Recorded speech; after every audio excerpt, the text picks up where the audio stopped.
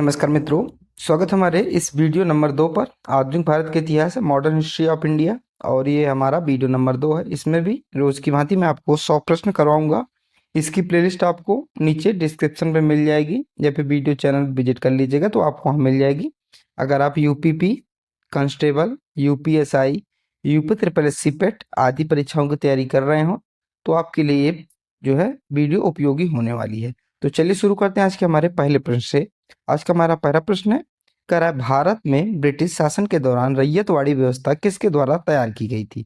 जो रैयतवाड़ी व्यवस्था थी तो अलेक्जेंडर रीड, ए रीड कहीं भी मिल लिखने को आता है, ठीक है, और थॉमस मुनरो के द्वारा की गई थी। दो लोगों के द्वारा तैयार की गई थी। अगला प्रश्न है, बंगाल की दीवानी ईस्ट इंडिया कंपनी को कब स्थानांतरित कर दिया गया था? तो बंगाल की दीवानी ईस्ट इंडिया कंपनी को 1765 में स्थानांतरित कर दिया गया था, ठीक है। अगला प्रश्न है, ब्रिटिश भारत में नील की खेती एक प्रणाली कौन सी थी? तो निज प्रणाली थी। ये आपको याद रखना है। अगला प्रश्न है, भारत का प्रथम डाकघर 1774 में किसके द्वारा स्थापित किया गया था? तो ये वारेन हेस्टिंग के द्वारा स्थापित किया गया था, ठीक है। और अगला प्रश्न है, कह रहा है 1810 के आसपास ब्रिटेन में नील का लगभग कितने प्रतिशत हिस्सा भारत से आयात होता था? तो लगभग 95% हिस्सा। कितना? 95% हिस्सा जो है भारत जो ब्रिटेन में भारत से जाता था, यानी कि आयात होता था, ठीक है। अगला है,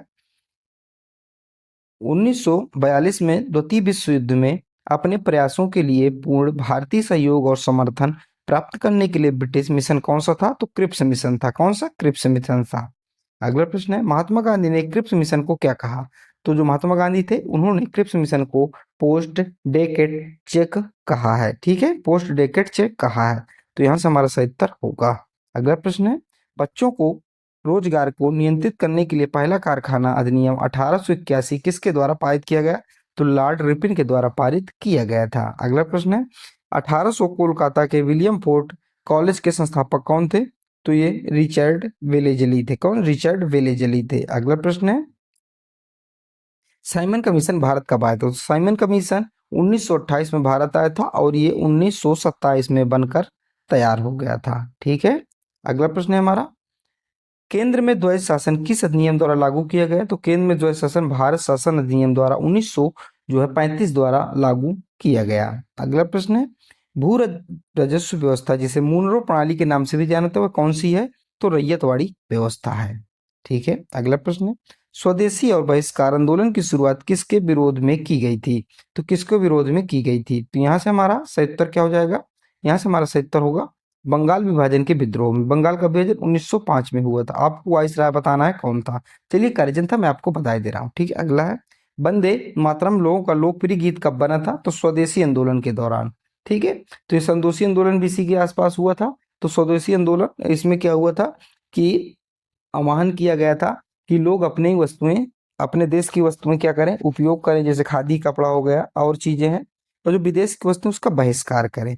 लॉर्ड कर्जन ने बंगाल विभाजन की घोषणा कब की थी? 1905 में किया था। अगला है, लॉर्ड कर्जन ने भारतीय विश्वविद्यालय अधिनियम कब पारित किया था? 1904 में पारित किया था। भारत प्राचीन स्मारक संरक्षण अधिनियम कब पारित किया गया था? 1904 में। ये बहुत इंपॉर्टेंट है, यानी कि जो प्राचीन बिल्डिंगे हैं उनका क्या किया जाए? संरक्षण किया जाए, उनको सेव रखा जाए। तो ये नियम 1904 में आया था, कर्जन के द्वारा आया था, ठीक है, याद रखना है। पहली बार बंगाल प्रेसिडेंसी कब हुआ, अलग हुआ था से बंगाल जो है प्रेसिडेंसी से कब अलग हुआ था? तो 1912 में हुआ था। भारत में स्वदेशी और बहिष्कार आंदोलन कब अपनाया गया? तो 1905। बंगाल विभाजन 1905 के दौरान अपनाया गया था। अगला प्रश्न, रॉबर्ट क्लाइव किस वर्ष 18 वर्ष की आयु में इंग्लैंड से मद्रास आए थे? तो ये 1743। कब? 1743 में। अगला प्रश्न है, ईस्ट इंडिया कंपनी ने भारतीय राज्यों में रेजिडेंस की नियुक्ति कब की? तो 1764 बक्सर युद्ध के बाद इन्होंने किया था, ठीक है। अगला है, रिचर्ड वेलेजली भारत के गवर्नर जनरल कब से कब तक थे? ये प्रश्न जो सीधे लेखपाल में पूछा गया था। तो कब से कब तक थे? तो 1798 से और 1805 तक थे।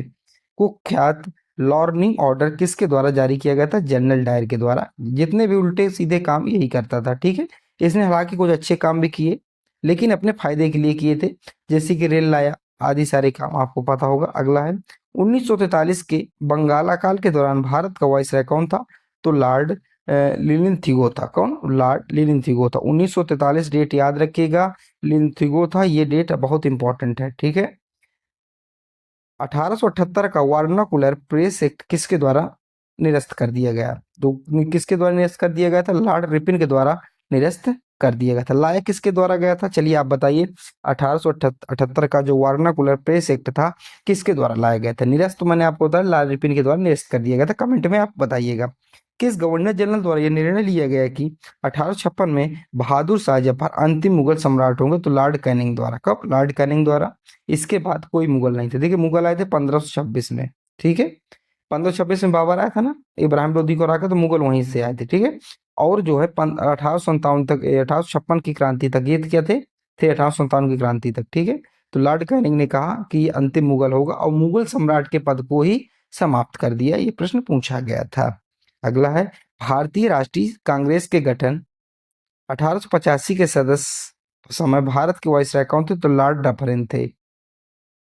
प्रांतीय वित्त को केंद्रीय स्वत्व से अलग करने का पहला कदम किस वायसराय द्वारा उठाया गया? तो लॉर्ड मेयो द्वारा उठाया गया। अगला प्रश्न है, वायसराय लॉर्ड मेयो ने भारत में वित्तीय विकेंद्रीकरण की शुरुआत कब की थी? तो 1870 में की थी। भारत में सिविल सेवा के जनक कौन थे? तो लॉर्ड कॉर्नवालिस भारत में ब्रिटिश जो सिविल सेवा के जनक थे। अगला प्रश्न है हमारा, जमींदारी थानेदारों के स्थान पर दरोगा प्रणाली किसके द्वारा शुरू की गई? तो जमींदारी जो है दरोगा के स्थान पर किसके द्वारा चालू की गई थी? तो लॉर्ड कॉर्नवालिस के द्वारा की गई थी। इनका भी मैंने कार्यकाल आपको बताया है, आप लिखिएगा कमेंट में। किसे भारत में सिविल सेवा के जनक के रूप में जाना जाता है? तो चार्ल्स जो कॉर्नवालिस था, इसको जाना जाता है।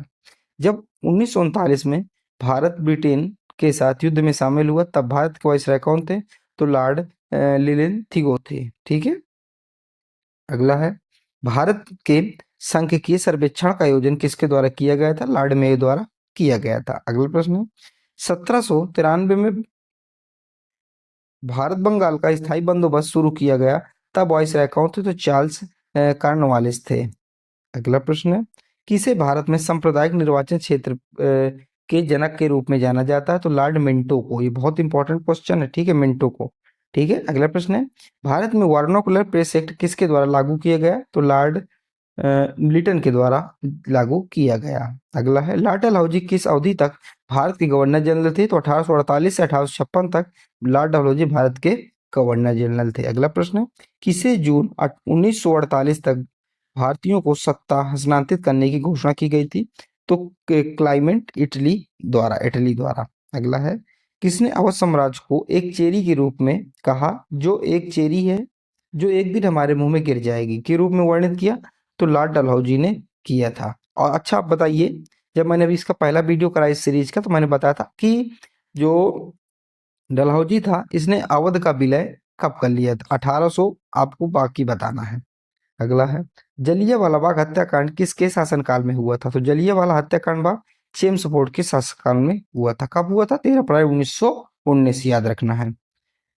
1912 में जब सिविल सेवा पर रॉयल कमीशन गठन किया गया, तब वाइसराय कौन थे? तो लॉर्ड हॉर्डिंग था। अगला है, वह कौन सा गवर्नर जनरल था जो ठगी के उन्मूलन के मुख्य रूप से संबंधित था? तो लॉर्ड विलियम बेंटिंक था।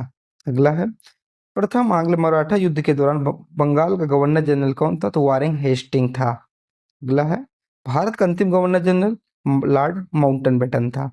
स्वतंत्रता के बाद भारत का प्रथम गवर्नर जनरल कौन था? तो लॉर्ड माउंटनबेटन। ये अंतिम भी था, और स्वतंत्र जब भारत हो गया हमारा, तब ये प्रथम ही था। फिर अगर बात की जाए भारतीयों की, तो आपको पता सी राजगोपालाचारी थे। स्वतंत्रता के बाद भारत का प्रथम गवर्नर जनरल लॉर्ड माउंटनबेटन हो गया ना। और अगला प्रश्न है हमारा, स्वतंत्र भारत के प्रथम भारतीय गवर्नर जनरल कौन थे? तो भारतीय गवर्नर जनरल राजगोपालाचारी जी को बनाया गया था। ककोरी षड्यंत्र के समय भारत का वायसराय कौन था? तो लॉर्ड रेडिंग था। ठीक है, ये सारे प्रश्न जो घटनाएं हैं ना, उससे जो है पूछी जाती हैं। दांडी यात्रा के दौरान वायसराय कौन था? तो लॉर्ड इरविन था। ठीक है, 1857 के विद्रोह के दौरान मुगल शासक कौन था? तो कौन था? बहादुर शाह जफर द्वितीय थे। अगला है, 1857 के विद्रोह के दौरान फैजाबाद के प्रमुख नेता कौन थे? तो मौलवी अहमुल्ला दाय थे। ठीक है, अगला है, 1857 के विद्रोह के दौरान भारत गवर्नर जनरल कौन थे? तो लॉर्ड कैनिंग थे। अगला है, 1857 के विद्रोह के दौरान भारत के गवर्नर जनरल कौन थे? तो लॉर्ड कैनिंग थे। ये मैंने भी आपको बता दिया। अगला प्रश्न है, 1857 के विद्रोह के दिनों में मौलवी अहमदुल्ला शाह को किस लोकप्रिय नाम से जाना जाता था? तो डंका शाह के नाम से जाना जाता था। अगला है, बिहार में 1857 के विद्रोह का नेतृत्व किसने किया था? तो कुंवर सिंह ने किया था। किसने? कुंवर सिंह ने बिहार में किया था।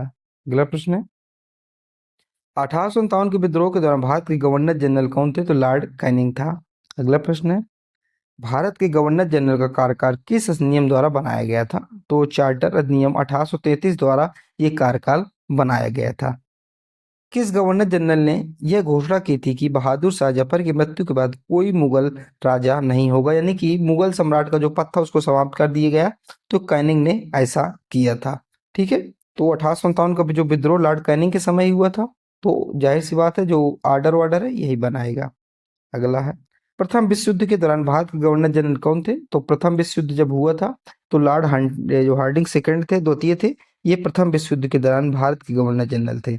बंगाल में महालवाड़ी व्यवस्था किसके द्वारा शुरू की गई? तो बंगाल में महालवाड़ी व्यवस्था होल्ड मैकेंजी के द्वारा शुरू की गई। हरिजन सेवक संघ की स्थापना किस समझौते के परिणाम स्वरूप हुई थी? तो पूना समझौते के परिणाम स्वरूप 1932 में हुई थी। भारत में महात्मा गांधी पहली बार सार्वजनिक रूप से कब उपस्थित हुए थे? तो 1916 में। अगला है, महात्मा गांधी का प्रथम राष्ट्रव्यापी सत्याग्रह कब प्रारंभ किया गया था? 1919 में। अगला है, असहयोग आंदोलन के दौरान ब्रिटिश भारत के वायसराय कौन थे? तो लॉर्ड जेम्स फोर्ड थे। सविनय अवज्ञा आंदोलन पूर्णतः कब समाप्त कर दिया गया था? तो 1934 में पूर्णतः इसको समाप्त कर दिया गया था। भारत छोड़ो आंदोलन के दौरान भारतीय ध्वज कहाँ फहराया गया था? तो ये मुंबई के गोलाबिया टैंक मैदान में ये हुए फहराया गया था जब भारत छोड़ो आंदोलन चल रहा था। अगला प्रश्न है, भारत छोड़ो आंदोलन के दौरान भारतीय ध्वज किसने फहराया था? तो अरोड़ा आसफ अली ने फहराया था। अखिल भारतीय कांग्रेस कमेटी ने भारत छोड़ो प्रस्ताव की पुष्टि कब की थी? तो 1942 में किया था। महात्मा गांधी को 1944 में राष्ट्रपिता की उपाधि किसने? सुभाष चंद्र बोस ने दिया था। ठीक है, और फरवरी 1922 में महात्मा गांधी ने किस घटना के बाद असहयोग आंदोलन को वापस ले लिया? तो चौरा चौरी की घटना के बाद। महात्मा गांधी के राजनीतिक गुरु कौन थे? तो गोपाल कृष्ण गोखले जो है महात्मा गांधी के राजनीतिक गुरु थे। अगला प्रश्न, गुजरात के खेड़ा में पटीदार किसानों ने किसके विरुद्ध अहिंसक अभियान चलाया था? तो उच्च भूमि राजस्व की मांग के विरुद्ध चलाया था। ठीक है, अगला प्रश्न है, दलित वर्गों को प्रांतीय और केंद्रीय विधान परिषदों में आरक्षित सीटें कब मिली थी? तो सितंबर 1932 में। चंपारण कृषि अधिनियम कब पारित किया गया था? तो 1918 में पारित किया गया था। रविन्द्रनाथ टैगोर ने अपनी नाइटहुड की उपाधि किस घटना के बाद लौटा दी? तो जलियांवाला बाग हत्याकांड जो हत्याकांड हुआ तो उसके बाद उन्होंने ये उपाधि लौटा दी थी। नेटॉल इंडियन कांग्रेस की स्थापना 1894 में किसके द्वारा की गई थी? महात्मा गांधी के द्वारा की गई थी, नेटॉल जो कांग्रेस था। अगला था, स्वतंत्र भारत के प्रथम कानून मंत्री कौन थे? तो वी.आर. अम्बेडकर थे। अगला है, मंदिर प्रवेश आंदोलन की शुरुआत किसने की थी? तो मंदिर प्रवेश आंदोलन की शुरुआत जो है 1927 में वी.आर. अम्बेडकर के द्वारा की गई थी। गांधी जी ने पहली बार सक्रिय राजनीति में कब प्रवेश किया? तो चंपारण आंदोलन 1917 से। बाल गंगाधर तिलक को आधुनिक भारत का निर्माता किसने कहा था? तो महात्मा गांधी ने कहा था। ठीक है, ये क्वेश्चन काफी इंपॉर्टेंट है, ये कथन से इस समय आजकल ट्रेंडिंग चल रहा है, ऐसे क्वेश्चन पूछे जा रहे हैं। ठीक है, खेड़ा सत्याग्रह की शुरुआत महात्मा गांधी ने कब की थी? 1918 में की थी, आप सभी को होगा। अगला है, गांधी को दक्षिण अफ्रीका में किस स्टेशन पर ट्रेन से उतार दिया गया था? तो किस स्टेशन पर जो है गांधी जी को 1917 में, सॉरी डेट नहीं दिया, कब उतार दिया गया था? तो पीटर मैट्रिगन रेलवे स्टेशन पर इनको उतार दिया गया था। ठीक है, अगला है, गांधी इरविन समझौते पर कहाँ हस्ताक्षर किए गए थे? तो गांधी इरविन समझौते पर जो हस्ताक्षर कब किए गए थे? दूसरे गोलमेज सम्मेलन, पहले और दूसरे गोलमेज सम्मेलन के दौरान किए गए थे। ठीक है, अगला है, सत्याग्रह सभा की स्थापना महात्मा गांधी द्वारा कब की गई थी?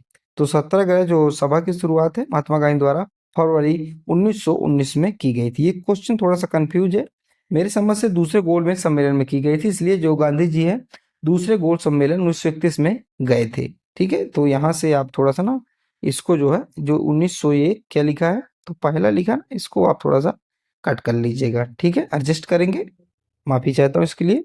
अगला है, सत्याग्रह सभा की स्थापना महात्मा गांधी के द्वारा कब की गई थी? तो फरवरी 1919 में ये स्थापना यानी कि शुरुआत की गई थी। अगला प्रश्न है हमारा, भारतीय राष्ट्रवाद एक विशिष्ट घटना है जो वकीलों, डॉक्टरों और इंजीनियरों की उपज है। ये किसने कहा था?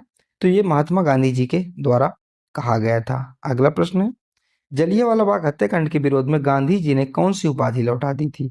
तो कैसरे हिंद, कैसरे हिंद ने गांधी जी ने उपाधि लौटा दी थी। और रविन्द्रनाथ टैगोर जी ने कौन सी? तो नाइटहुड की उपाधि लौटा दी थी, ये आपको मैंने बताया। अगला है हमारा, ये यहाँ पे जो 502 लिखा है ये गलत है, तो 502 आप इसको ऐसे कर लीजिए। अब ठीक है, ठीक है। तो क्वेश्चन है हमारा, महात्मा गांधी के नेतृत्व में असहयोग आंदोलन कब से कब तक चलाया गया? तो 1920 से 1922 तक ये असहयोग आंदोलन चलाया गया था। हिंद स्वराज पुस्तक महात्मा गांधी द्वारा कब लिखी गई थी? तो 1909 में लिखी गई थी। अगर पूछ ले हिंद स्वराज नामक पुस्तक किसने, तो गांधी जी के द्वारा लिखी गई थी। महात्मा गांधी दक्षिण अफ्रीका से भारत कब लौटे थे?